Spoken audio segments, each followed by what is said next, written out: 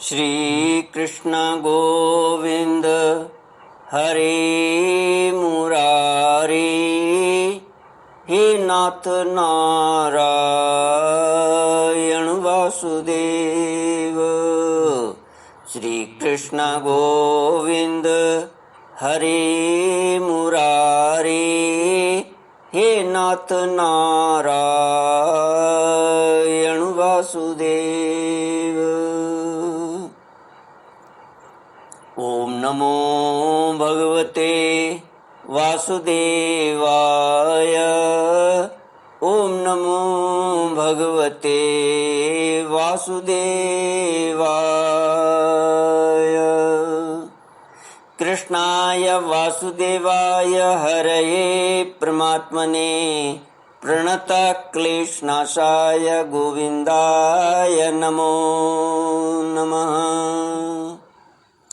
सच्चिदानन्दरूपाय विश्वोत्पत्त्यादिहेतुवे तापत्रयविनाशाय श्रीकृष्णाय वयं नमः। सच्चित आनंद स्वरूप परमात्मा जो सृष्टि के उत्पत्ति, पालन और संहार करता है तथा जीवों के आध्यात्मिक, आदि दैविक, आदि भौतिक तापों को नष्ट करने वाले हैं, अर्थात जीवों के मानसिक, शारीरिक और भौतिक दुखों को दूर करने वाले हैं, उन श्री कृष्ण भगवान को हम नमस्कार करते हैं। श्री कृष्ण गोविंद हरे मुरारे, हे नाथ नारायण वासुदेव। श्रीमद् भागवत दशम स्कंद द्वितीयोध्याय श्लोक 25 से श्री शुक उवाच। ब्रह्मा भवश्च तत्रैत्य मुनिभिर्नारदादिभिः देवैः सानुचरे साकं गीर्भिर्वृष्णा मेढयन् सत्यव्रतं सत्यपरं त्रिसत्यं सत्यस्य योनिं नीतं च सत्ये सत्यस्य सत्यमृत सत्ये सत्यनेत्रं सत्यात्मकं त्वां शरणं प्रपन्ना। श्री सुखदेव जी कहते हैं, परीक्षित, भगवान शंकर और ब्रह्मा जी कंस के कैद खाने में आए। उनके साथ अपने अनुचरों के सहित समस्त देवता और नारदादि ऋषि भी थे। वे लोग सुमधुर वचनों से सबकी अभिलाषा पूर्ण करने वाले श्री हरि की इस प्रकार स्तुति करने लगे। प्रभु, आप सत्य संकल्प हैं, सत्य ही आपकी प्राप्ति का श्रेष्ठ साधन है। सृष्टि की पूर्व, प्रलय के पश्चात और संसार की स्थिति के समय इन असत्य अवस्थाओं में भी आप सत्य हैं। पृथ्वी, जल, तेज, वायु और आकाश, इन 5 दृश्यमान सत्यों के आप ही कारण हैं और उनमें अंतर्यामी रूप से विराजमान भी हैं। आप इस दृश्यमान जगत के परमार्थ स्वरूप हैं। आप ही मधुर वाणी और समदर्शन के प्रवर्तक हैं। भगवान, आप तो बस सत्य स्वरूप ही हैं। हम सब आपकी शरण में आए हैं। यह संसार क्या है? एक सनातन वृक्ष। इस वृक्ष का आश्रय है एक प्रकृति। इसके 2 फल हैं, सुख और दुख। 3 जड़ें हैं, सत्व, रज और तम। 4 रस हैं, धर्म, अर्थ, काम और मोक्ष। इसके जानने के 5 कारण हैं, श्रोत्र, त्वचा, नेत्र, रसना और नासिका। इसके 6 स्वभाव हैं, पैदा होना, रहना, बढ़ना, बदलना, घटना और नष्ट होना। इस वृक्ष की छाल हैं 7 धातुएं, रस, रुधिर, मांस, मेद, अस्थि, मज्जा और शुक्र। 8 शाखाएं हैं, 5 महाभूत, मन, बुद्धि और अहंकार, इसमें मुख आदि 9 द्वार खोडर हैं, अपान, व्यान, उदान, समान, नाग, कूर्म, कृकल, देवदत्त और धनंजय, ये 10 प्राण ही इसके 10 पत्ते हैं। इस संसार रूप वृक्ष पर 2 पक्षी हैं, जीव और ईश्वर। इस संसार रूप वृक्ष की उत्पत्ति के आधार एकमात्र आप ही हैं। आप में ही इसका प्रलय होता है और आपके ही अनुग्रह से इसकी रक्षा भी होती है।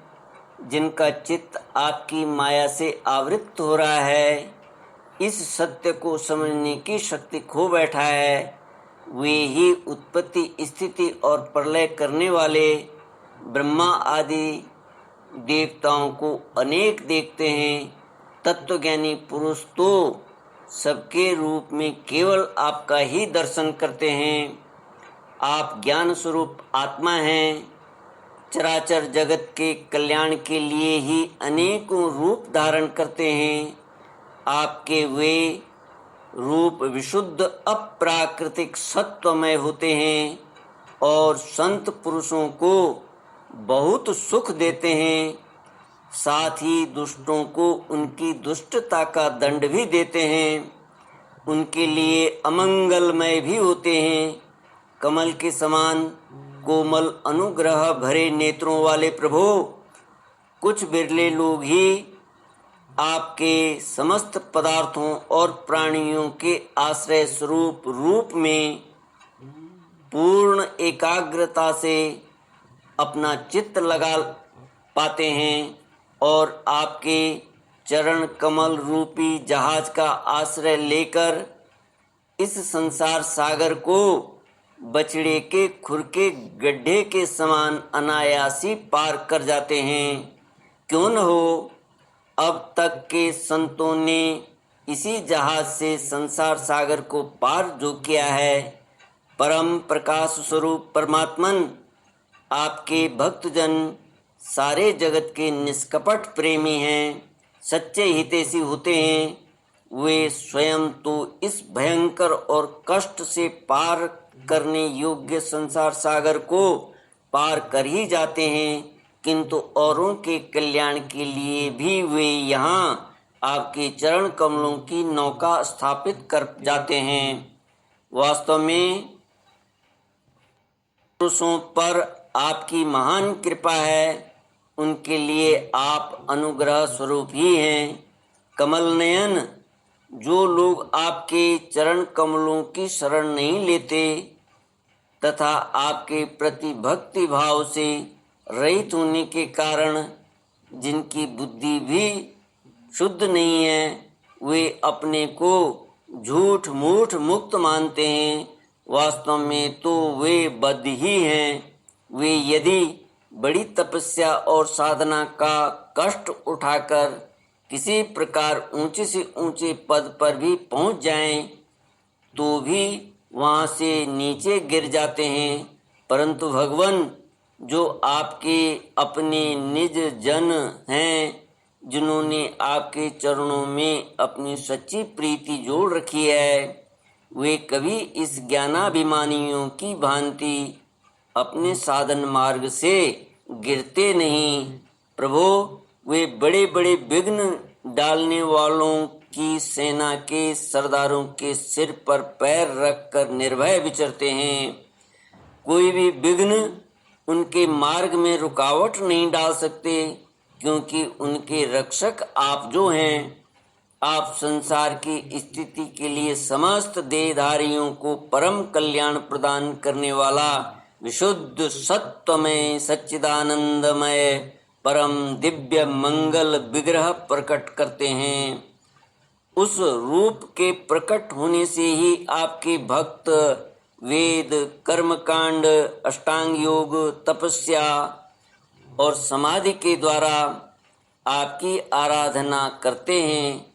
बिना किसी आश्रय के वे किसकी आराधना करेंगे। प्रभु, आप सबके विधाता हैं। यदि आपका यह विशुद्ध सत्व में निज स्वरूप न हो तो अज्ञान और उसके द्वारा होने वाले भेदभाव को नष्ट करने वाला अपरोक्ष ज्ञानी किसी को न हो। जगत में देखने वाले तीनों गुण आपके हैं और आपके द्वारा ही प्रकाशित होते हैं। यह सत्य है, परंतु इन गुणों की प्रकाशक वृत्तियों से आपके स्वरूप का केवल अनुमान ही होता है, वास्तविक स्वरूप का साक्षात्कार नहीं होता। आपके स्वरूप का साक्षात्कार तो आपके इस विशुद्ध सत्वमय स्वरूप की सेवा करने पर आपकी कृपा से ही होता है। भगवान, मन और वेद वाणी के द्वारा केवल आपके स्वरूप का अनुमान मात्र होता है, क्योंकि आप उनके द्वारा दृश्य नहीं हैं, उनके साक्षी हैं। इसलिए आपके गुण, जन्म और कर्म आदि के द्वारा आपके नाम और रूप का निरूपण नहीं किया जा सकता। फिर भी प्रभु, आपके भक्तजन उपासना आदि क्रिया योगों के द्वारा आपका साक्षात्कार तो करते ही हैं। जो पुरुष आपके मंगलमय नामों और रूपों का श्रवण, कीर्तन, स्मरण और ध्यान करता है और आपके चरण कमलों की सेवा में ही अपना चित्त लगाए रहता है, उसे फिर जन्म मृत्यु रूप संसार के चक्र में नहीं आना पड़ता। संपूर्ण दुखों के हरने वाले भगवान, आप सर्वेश्वर हैं। यह पृथ्वी तो आपका चरण कमल ही है। आपके अवतार से इसका भार दूर हो गया। धन्य है प्रभु। हमारे लिए यह बड़े सौभाग्य की बात है कि हम लोग आपके सुंदर सुंदर चिन्हों से युक्त चरण कमलों के द्वारा विभूषित पृथ्वी को देखेंगे और स्वर्ग लोक को भी आपकी कृपा से कृतार्थ देखेंगे। प्रभु, आप अजन्मा हैं। यदि आपके जन्म के कारण के संबंध में हम कोई तर्क ना करें तो यही कह सकते हैं कि यह आपका एक लीला विनोद है। ऐसा कहने का कारण यह है कि आप तो द्वैत के लेस से रहित सर्वाधिष्ठान स्वरूप हैं और इस जगत की उत्पत्ति, स्थिति तथा प्रलय अज्ञान के द्वारा आप में आरोपित हैं। प्रभु, आपने जैसे अनेकों बार मत्स्य, हयग्रीव, कच्छप, नृसिंह, बराह, हंस, राम, परशुराम और वामन अवतार धारण करके हम लोगों की और तीनों लोकों की रक्षा की है, वैसे ही आप इस बार भी पृथ्वी का भार हरण कीजिए। यदुनंदन, हम आपके चरणों में वंदना करते हैं। देवकी जी को संबोधित करके, माता जी, यह बड़े सौभाग्य की बात है कि आपकी कोख में हम सबका कल्याण करने के लिए स्वयं भगवान पुरुषोत्तम अपने ज्ञान, बल और अंशों के साथ पधारे हैं। अब आप कंस से तनिक भी मत डरिए। अब तो वह कुछ ही दिनों का मेहमान है। आपका पुत्र यदुवंश की रक्षा करेगा। श्री सुखदेव जी कहते हैं, परीक्षित, ब्रह्मादि देवताओं ने इस प्रकार भगवान की स्तुति की। उनका रूप यह है, इस प्रकार निश्चित रूप से तो कहा नहीं जा सकता। सब अपनी अपनी मति के अनुसार उसका निरूपण करते हैं। इसके बाद ब्रह्मा और शंकर जी को आगे करके देवगण स्वर्ग में चले गए। श्री कृष्ण गोविंद हरे मुरारे, हे नाथ नारायण वासुदेव। इति श्रीमद्भागवते महापुराणे पारमहंस्यां संहितायां दशमस्कन्धे पूर्वार्धे गर्भगत विष्णोर्ब्रह्मादिकृतस्तुतिर्नाम द्वितीयोऽध्यायः। ॐ पूर्णमदः पूर्णमिदं पूर्णात् पूर्णमुदच्यते पूर्णस्य पूर्णमादाय पूर्णमेवावशिष्यते। ॐ शान्ति शान्ति शान्तिः। हरि ओम श्री गुरुभ्यो नमः। हरि ओम।